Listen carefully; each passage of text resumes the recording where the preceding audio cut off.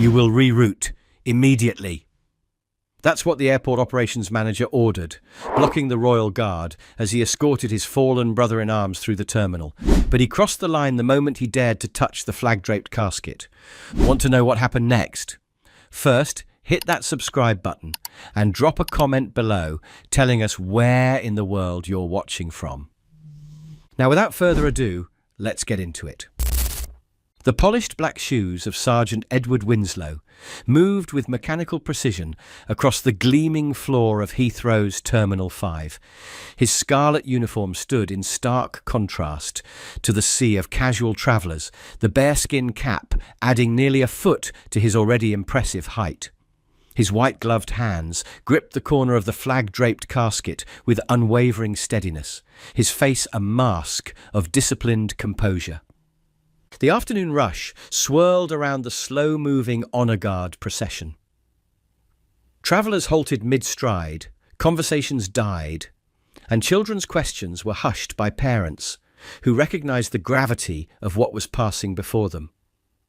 "Excuse me," came a clipped voice from Winslow's left, "but you really need to pick up the pace here." Richard Barnes, Terminal Operations Manager, approached with a hurried step. His navy suit was impeccably tailored, but his tie hung slightly askew. His fingers tapped impatiently against the tablet he carried, his bearing communicating the offence of having his carefully orchestrated airport flow disrupted. "Sir, we're on a time schedule here," Barnes continued when Winslow didn't immediately acknowledge him. "We've got 3 international flights deplaning, and this main concourse needs to remain clear. You'll need to expedite this procession." Sergeant Winslow's eyes remained fixed forward, his pace unchanged.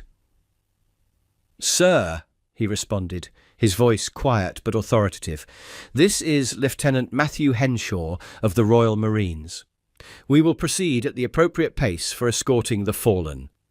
Barnes glanced at the Union Jack draped over the casket. "Yes, and I respect that, but surely you understand the needs of an airport. We can arrange a more efficient route through our service corridors." Private Cooper maintained his forward gaze, though a muscle in his jaw twitched imperceptibly. "That won't be possible, sir," Winslow replied. "Lieutenant Henshaw will be escorted with full honours through the main terminal as arranged and approved by airport administration." A family stood near the windows. An elderly man with military bearing stood straight, despite his years, medals visible on his jacket. Beside him, a woman in her 30s placed an arm around a young girl, their eyes fixed on the flag-draped casket with a mixture of pride and grief that only military families understand. "I don't care what was arranged," Barnes's voice rose. "I'm telling you now that this is disrupting operations." "Mr. Barnes," came a female voice, as Airport Security Officer Isabel Chambers approached. "Perhaps I could speak with you for a moment." Her eyes flicked to the casket, then to the waiting family. Barnes brushed off her intervention. "In a minute, Chambers. I'm handling a situation here." He turned back to Winslow. "Officer, I'm trying to be reasonable, but if you continue to disrupt operations—" "Lieutenant Henshaw gave his life in service to the Crown," Winslow interrupted. "He will be escorted with the dignity his sacrifice deserves." The procession continued, leaving Barnes standing with his unfinished threat. As they passed, travellers stepped back, many bowing their heads.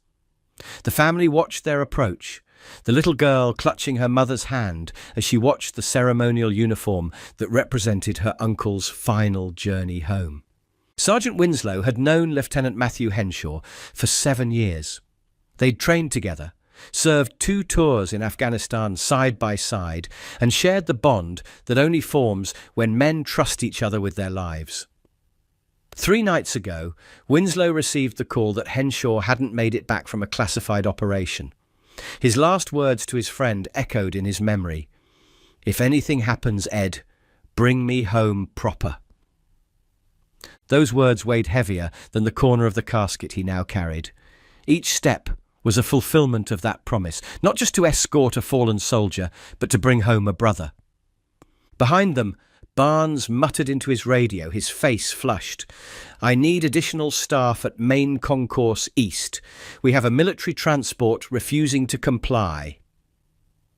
The Henshaw family waited with the stillness of those accustomed to military ceremony. Thomas Henshaw, the veteran father, stood with parade ground straightness despite his 73 years. The medals on his jacket caught the light as he breathed deeply, preparing for the moment the casket would reach him. "Daddy served with Uncle Matthew, didn't he?" young Emma whispered. "Yes, sweetheart," Rebecca answered softly. "Sergeant Winslow was your uncle's closest friend." "He looks so serious," Emma observed.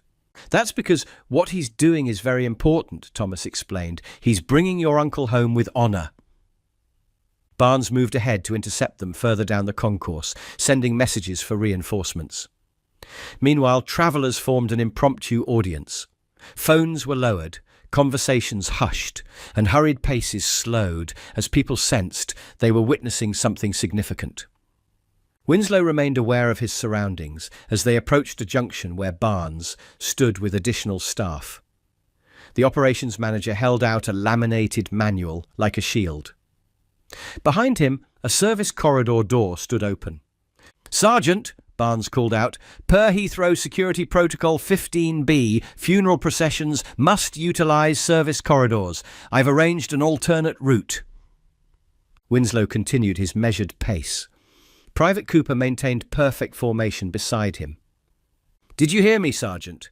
Barnes's voice rose. "I'm redirecting your procession." Winslow finally spoke. Section 15B applies to civilian funeral processions. Military escorts are covered under Section 22A, established following conflicts in Iraq and Afghanistan. Barnes blinked. "I don't." Section 22A states that military honour guards escorting fallen service personnel shall be afforded direct routes through main terminals. This was confirmed with Director Cranford. Barnes's face flushed. "That may be, but as operations manager, I'm making a real-time assessment. This is non-negotiable." He gestured to his staff to form a barrier. "The service corridor will take you to the same exit." Thomas Henshaw stepped forward. "That's my son," he said, his voice carrying the weight of paternal grief. "He died ensuring others could come home. Surely you can grant him the dignity of the proper path." Barnes hesitated before his professional persona reasserted itself. "Sir, I sympathise with your loss, but this is an airport, not a military base. We have protocols." "Uncle Matthew was a hero, wasn't he, Grandpa?" Emma's voice pierced the tension as she moved beside her grandfather. "Mom says heroes deserve special honour." "Young lady," Barnes began, softening slightly, "I'm sure your uncle was brave, but—" "Lieutenant Henshaw," Winslow interrupted, "led a rescue operation that saved 27 civilians and 14 servicemen. He was awarded the Military Cross posthumously. His escort will proceed as arranged." The honour guard continued, the rhythm of their steps countering Barnes's demands. "This is my airport," Barnes hissed, stepping directly into their path, "and my rules apply to everyone. You will redirect or I'll call security." Isabel Chambers stepped forward. "Mr. Barnes, I strongly advise against that. Security protocols support the sergeant's position." "I don't recall asking for your input, Chambers," Barnes snapped, his composure cracking further. "Just because your father was military doesn't make you an expert on airport operations." The personal attack created a ripple of disapproval among the watching staff and travellers. Thomas Henshaw's back straightened further, his eyes narrowing at the disrespect shown to both his son's escort and a woman simply doing her job. "Mr. Barnes," he said, his voice carrying the quiet authority of a man who had led others in combat, "my son died upholding values that include respect and dignity. Perhaps you might consider honouring those values now." Barnes turned, his patience visibly at its end. "With all due respect, sir, this isn't about values. It's about airport operations, security protocols, and the thousands of people being delayed by this unnecessary display." Behind him, the crowd of observers had grown larger. Many had stopped entirely, feeling themselves witnesses to something important. Parents were explaining in hushed tones to their children why the men in uniform were carrying a flag-covered box and why everyone was arguing about which way they should go. As the confrontation reached its tipping point, Barnes made his final stand. He physically moved to block the casket's path, one hand coming dangerously close to the flag-draped surface as he gestured emphatically toward the service corridor. "This ends now," he declared, his voice carrying the frustration of a man whose authority was being challenged publicly. "You will redirect as instructed, or I will be forced to take more decisive action." The moment hung suspended in the bustling terminal. Barnes, standing with his hand hovering mere inches from the flag draped over Lieutenant Henshaw's casket. Sergeant Winslow and Private Cooper, maintaining their ceremonial bearing despite the obstruction, and hundreds of travellers watching the tableau unfold. "Last chance, Sergeant," Barnes said, his voice tight with authority under pressure. "Redirect now, or I'll be forced to..." His fingers made contact with the flag's edge, intending to emphasize his point by touching the casket. What happened next occurred with such swift precision that many observers would later describe it as almost balletic in its controlled execution. Winslow's white-gloved hand shot out and grasped Barnes's wrist. The movement broke his ceremonial stance, but retained all of its disciplined control, not violent, not aggressive, but utterly immovable. His grip was like steel wrapped in velvet, professional yet uncompromising. The terminal fell completely silent. Even the overhead announcements seemed to pause, as if the airport itself held its breath. "You will not touch that flag, sir." Winslow's voice remained level, but there was something in it now that made several onlookers step back instinctively. The unmistakable voice of a man who had faced combat and would not be moved by bureaucratic intimidation. Barnes's eyes widened, cycling through shock, outrage, and the dawning realization that he had miscalculated. He tried to pull away, but Winslow's grip remained firm. "This is assault," Barnes sputtered. "You can't—" "This," Winslow replied, nodding toward the casket, "is Lieutenant Matthew Henshaw. He died shielding his team from an explosion during an extraction operation. The flag you touched is the same flag he served under, the flag that now honors his sacrifice." His eyes held Barnes's with unwavering intensity. "And yes, sir, I can prevent you from dishonoring it." A murmur ran through the crowd. People stood at respectful attention, sensing they were witnessing something significant. "Do you know what Lieutenant Henshaw was doing when he died, Mr. Barnes?" Winslow continued, his voice carrying just enough to reach the gathered observers without shouting. "He was ensuring that civilians caught in a conflict zone could board an evacuation transport. He was maintaining order in chaos, creating a path for those who couldn't create one for themselves." The parallel to their current situation hung unspoken in the air.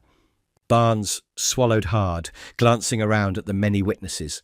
"I'm simply doing my job," he managed, though his voice had lost much of its previous authority.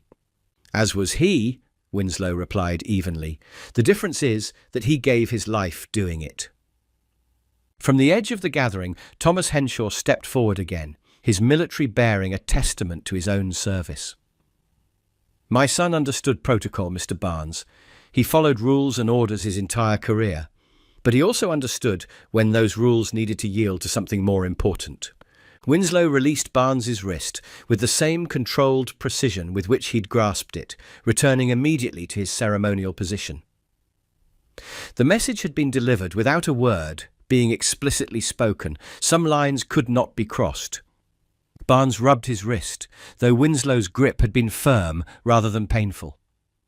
The public nature of his rebuke had left him visibly shaken, his previously absolute certainty crumbling under the weight of accumulated witnesses and the silent judgment in their eyes. "Your job, as I understand it," Winslow continued, his voice modulated to carry without aggression, "is to ensure this airport functions properly. Our job is to ensure Lieutenant Henshaw returns home with the dignity his sacrifice deserves. I believe both objectives can be accomplished if you simply allow us to proceed as arranged and approved." A new voice entered the conversation, firm, authoritative, and carrying institutional weight. "That's precisely what will happen." Airport Director Martin Cranford strode through the parting crowd, his expression one of professional concern mixed with personal disapproval. Behind him, Isabel Chambers stood with quiet vindication.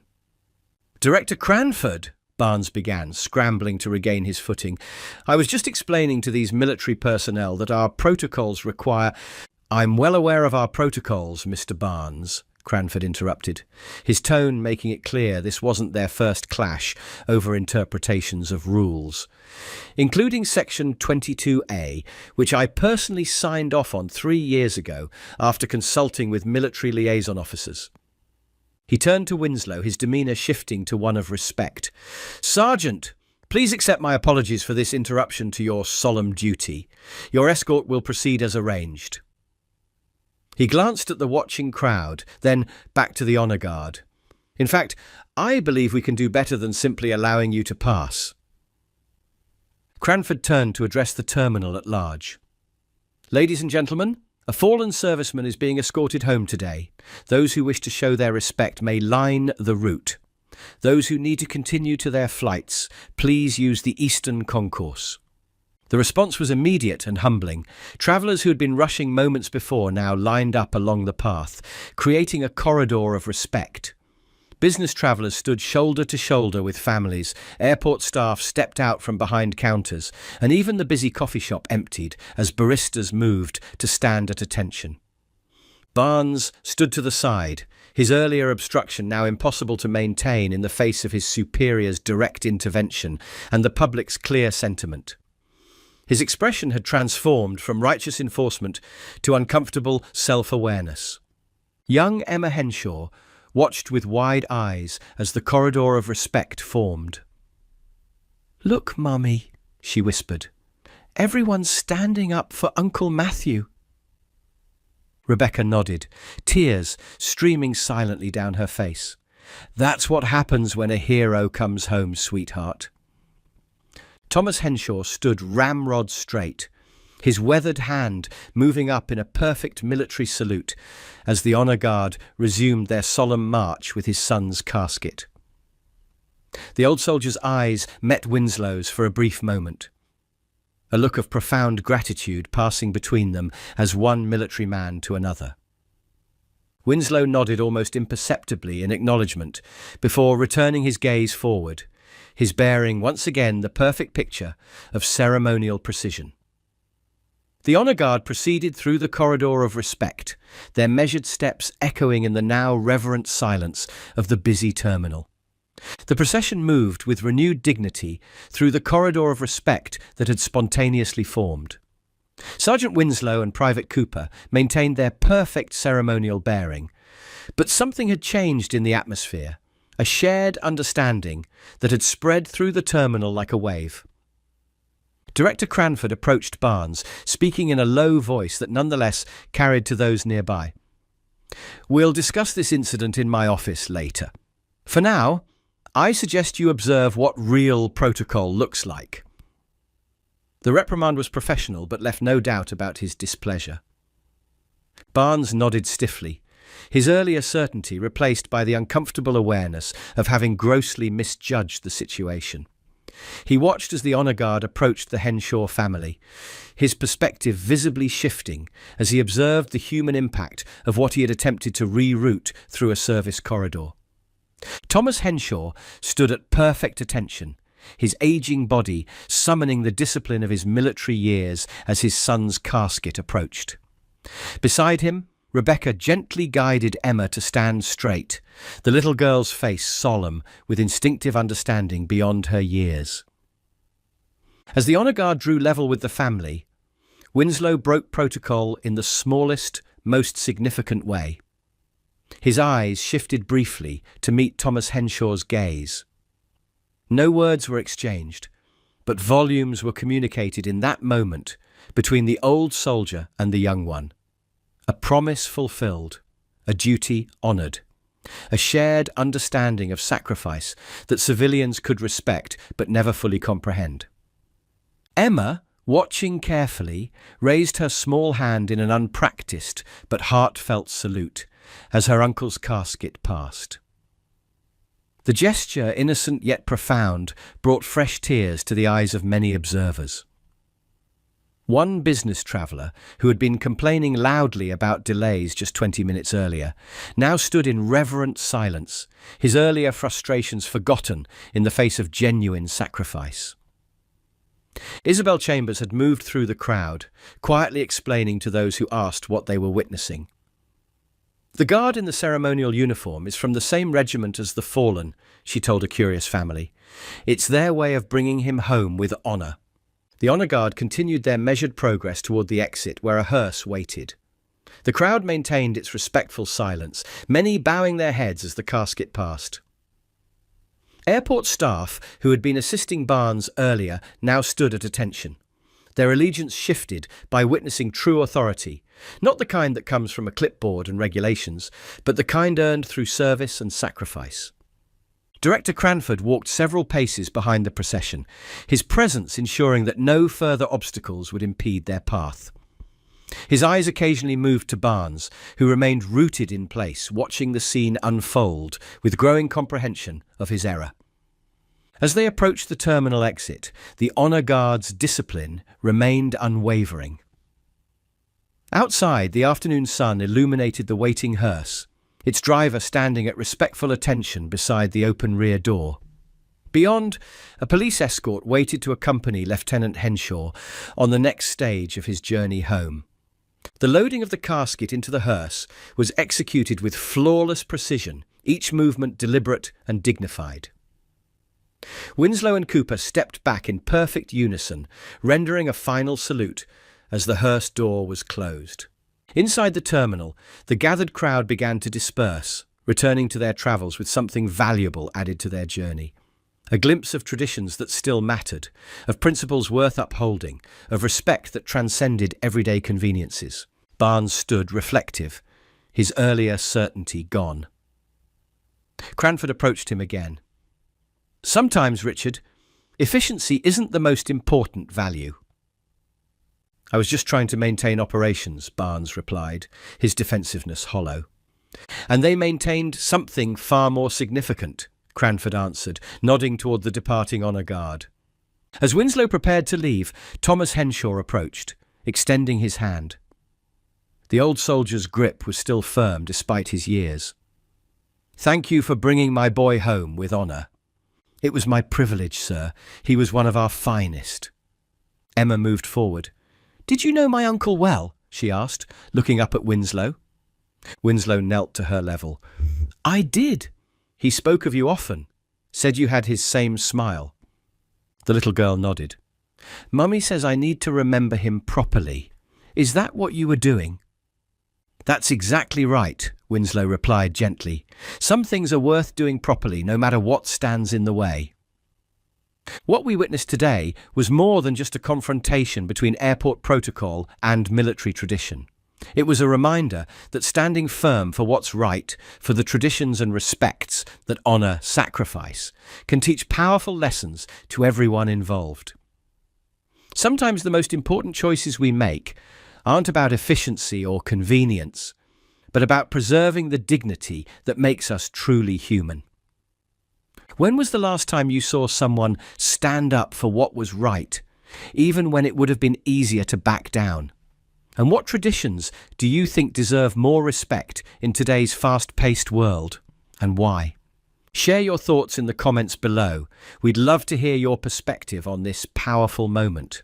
If this story touched you, please take a moment to like this video and subscribe to our channel for more stories that highlight courage, respect, and honour.